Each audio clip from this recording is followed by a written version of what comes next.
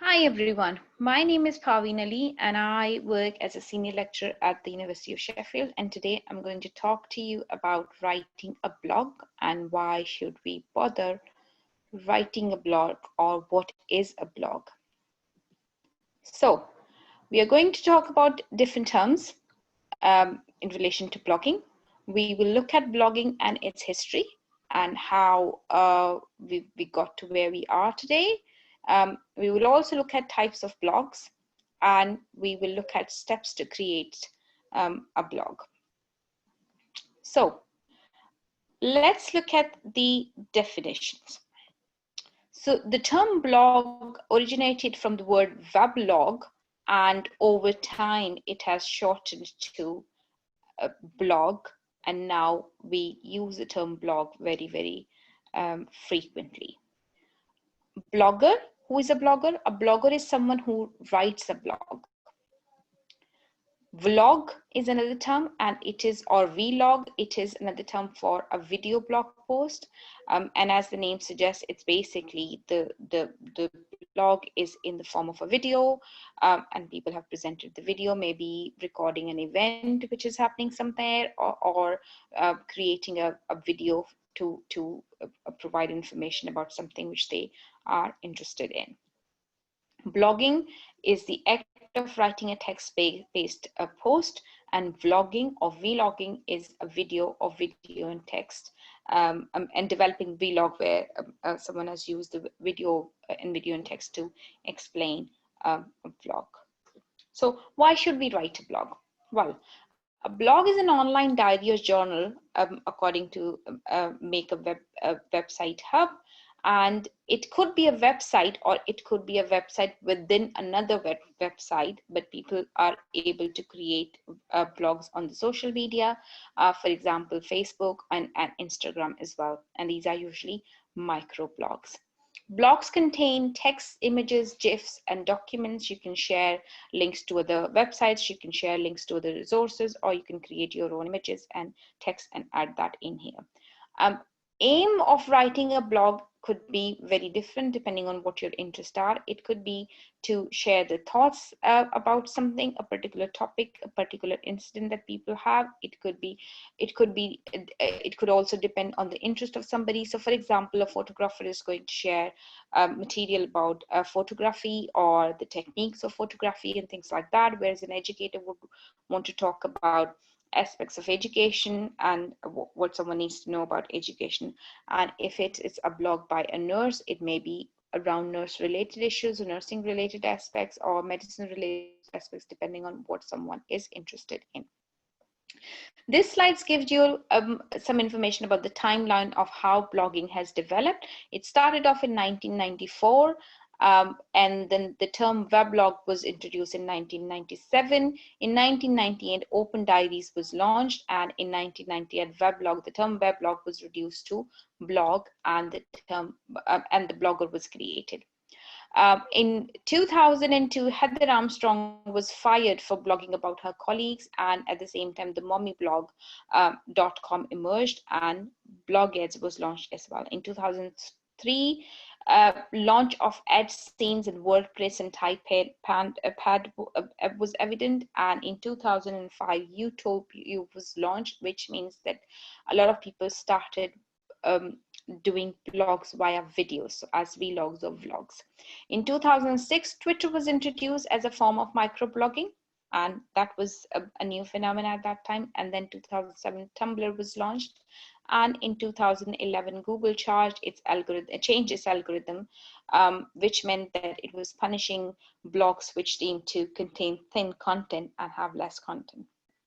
In 2012, Medium and Pulse LinkedIn influencers blogging platform were formed, and in 2016, WordPress rolled out the blogging domain. So that's a little bit of a brief history about blogging. There could be various types of blogs, and these could include anything from personal blogs to business blogs to niche blogs to affiliate blogs. Personal blogs are blogs where people would like to share the ideas that they have, their personal opinion about something, or something that they're interested in, wanting to talk about that and giving information to other people. Business blogs are obviously run by businesses, and aim is to generate information about the business. They're done more for a marketing point of view, and to tell the people about the businesses or things that the business is associated with. Then there could be very niche blogs about very niche topics that people are interested in, and people could write about that. And then there could be affiliate blogs where people have started talking about the different products and reviewing different products. So the idea is to boost the businesses who are affiliated with those blogs. Sometimes these the links to the companies or the products that someone is reviewing is attached to the blogs, and other times the blogs are presented on the websites of the products as well. So when writing a blog, first thing that you need to do is plan your blog. Think about the topic that you want to write your blog on, research the topic, read around it, and make an outline of the content that you want to provide information for. Most blogs are written around 500 to 700 word length, and the range could be anything between 500 to 1000 or 100 length, and it depends what is it that you want to write about. So I think a good content blog would be around 800 900 words, depending on what your area of interest is. So thinking about the topic of the blog, why do you want to write it, and developing an outline to think of the content that you're going to present in your blog is very, very useful thing to do to start off with. Once you have done that, then you have to think of a headline, something which is catchy enough, something which people find interesting and should come and visit your the blog site, and that's the next thing. So usually your heading should not contain anything above 12 words. Anything between 4 to 12 words, I would say, is the right heading. Headings with columns and numbers are get more hits, so that's something to think about.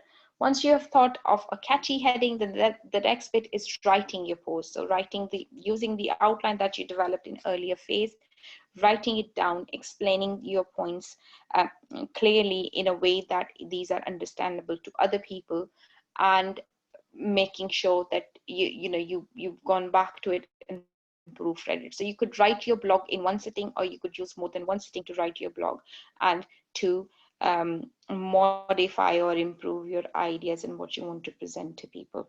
Once you've done that, I would suggest leave it for a couple of days and then go back to it, edit and improve it. Make sure that the message that you wanted to give to audience is very, very clear and articulate. And once you have achieved that particular point, then you may want to include images or documents or any other links which may help explain the idea that you're presenting in your blog. And then the final step is proofreading. So as you can see, even in this slide, proofread word is written wrongly. So making sure that anything that is written there is presented appropriately and you've explained and is readable, and there are no errors in there. If you find an error even afterwards, you can always go back and correct it if it's on presented in your own site. So these are some of the steps that you need to be taking when writing a blog.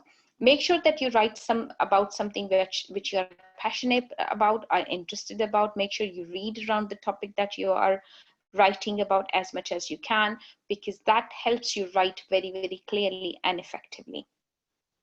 So these are some of the points about blogging, and I hope you found this information useful. If you have got any comments or if you would like to reach me, please, here's my email address and my Twitter handle. Thank you so much for listening.